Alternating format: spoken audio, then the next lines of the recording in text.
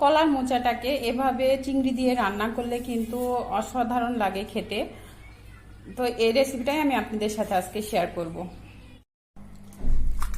আজকে কলার মোচা রান্না করব, এর জন্য কলার মোচাটাকে আগে পরিষ্কার করে নিব। এই যে এটার ভিতর থেকে এই ফুলগুলোকে বের করে নেব।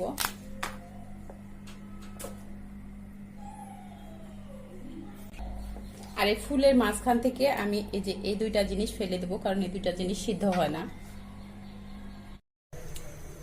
ছোট ছোট করে কেটে নেওয়া কলার মোচাটাকে আমি এবার গরম পানি ফুটতে দিয়েছি, এর মধ্যে দিয়ে কিছু 5 মিনিট সেদ্ধ করে নেব।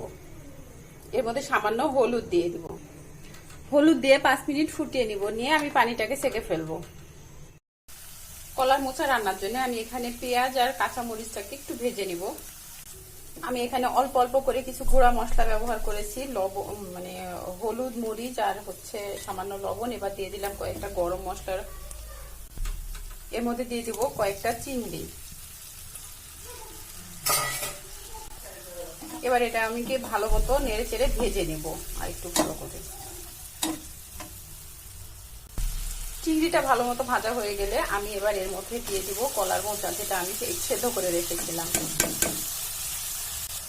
এবার এটাকে চেপে ঢেকে দিয়ে আমি এটা পানিটা শুকানো পর্যন্ত এবং তেল ছেড়ে দেওয়া পর্যন্ত এটাকে রান্না করব। এটা থেকে তেল ছাড়া শুরু করেছে, তার মানে এটা হয়ে গেছে। আমি এবার এটাকে নামিয়ে নেব।